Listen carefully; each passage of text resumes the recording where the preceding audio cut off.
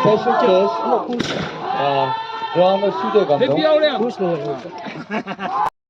2023 Winu Local Ground, time 9 a.m. Abalinji weather thang matan thau saklenji time today the Mampai 11 Abalin Laidedong, organized by Student Union and Adok Town Committee. Special guest Shri.W.Kanlong Chairman Monyakshu. 1. Chairperson Vice Changbong Finance Secretary MDSU. Number 2. Opening prayer Pajai Wangsung Pastor MTPC Tau Su Nijingda Tau Sikopando. Camera langai jada. Yo pui bagya kana. Sip simekan uang mangkawang. Moy man butau bai hiba khayang ayen mai chena mi yong phana. Tumana hado Aoleang Monyu jingne. Mong mohong li mongwe ta na ngo pui hiba kamai. Nang tuman ni mai fa. Kawan nang tuman ve om kayo se yenyi ba chi suman mi yo poi talana se mo man mo ngai ye. Aoleang greeting thauka abarin sian yebe.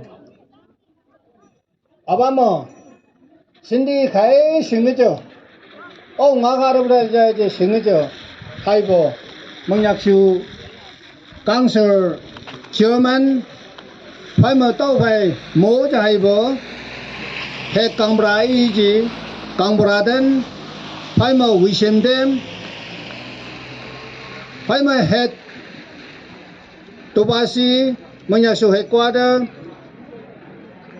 Monyakshu hết chi bi Monyakshu town phải mà pass te y gì y biom đến thì còn bớt đến nào ra sưu nữa đâu phải mà kenes keden phải mà Monyakshu toy mà amau ra sak yang nữa đâu nam tiếng abalem thật sự yêu sợ chứ mà nam tiếng mình dùng phá đông phải mà dùng hoàn nghi đây mình dùng câu bộ thâu cả abalem xia như vậy ta ba mình năng xem Monyakshu toy nè li một con nhà khai chỉ năng đông ngã biểu khai nữa đâu lấy chứ abatau nada Monyakshu chẳng bao mồm của nàng thay cho abamo first ngang bờ sinh nữa kế sắp ôn ở England abalin chụp iling lan phải nhảy chính khiang hạ đây cho năm tiếng căng sự chứa mình nâng ngã đông cả ngã abalin cho năm tiếng tú cho căng sự mình burden abalin về chữ mò thay cho mình dùng ba bè thế năng Monyakshu tao nada đây năm mà chú nó có đông Monyakshu tao nữa biển lan bọc nàng phải mà chú tay lấy nó có đông Monyakshu tao nó tao có chưa biển lan bọc nàng giờ ba sắc lên chưa xin đi mua mà abalin ngà đông chỉ nằm đi mấy chưa lại sẽ hay chỉ mà hay chỉ mình dùng ba bè bây giờ hiện năng xin đi đây năm bờ ngõ gia thang nàng phải mình nhớ gia thang nàng giờ ba là như nằm đi anh ngà bè bây giờ nam đi đây giờ ba phá cả giờ ba lưng bạc thật cái đây xin đây chung năng có bé nam đi ngà Monyakshu tao nâng đây ba vị cũng bé ba lưng cũng bé thật đây nam đi siêu nó đông tại vì đây imay bây giờ xin Monyakshu tao organize lưng đây students si căng sở lưng nam bây giờ xin đi ngỡ mũ cha tại giờ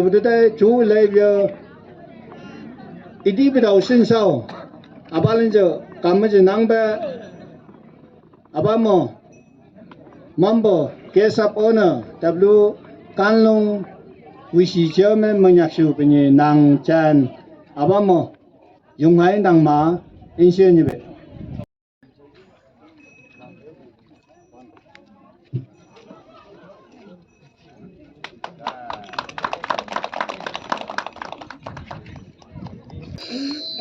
Tại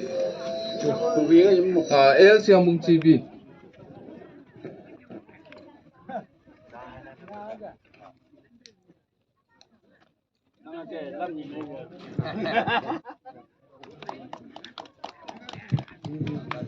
El siang kong HGB. HGB. El siang ke HGB.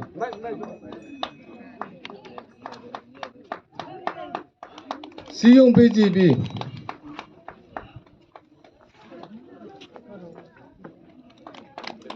Liangka GB.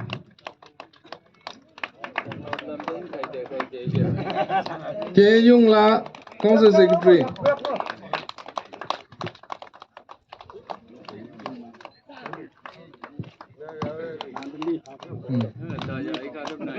S Wangsa ex-PDB Secretary. M Mangke General Secretary.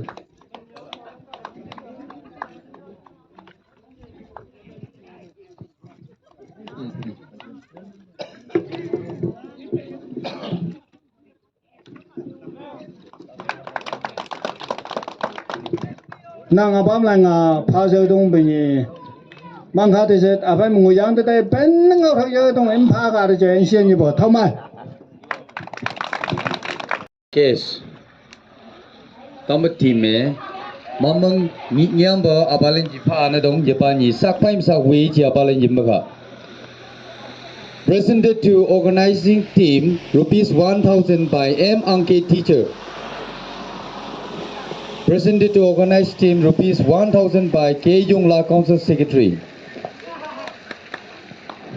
Presented to Frog Song Group rupees 500 S Wangsa ex-VDP Secretary.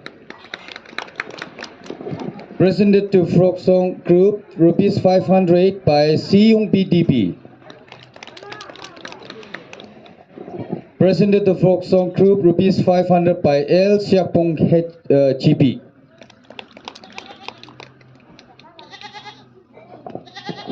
Presented to Frog Song Group rupees 500 by S Angke GP. Presented to special number rupees 500 to the calending personals rupees 1,000 to the Frog Song Group rupees 3,000 by mom organizing team mom by special case 10,000 abalin phab le dong pene penye mom di pen lak weka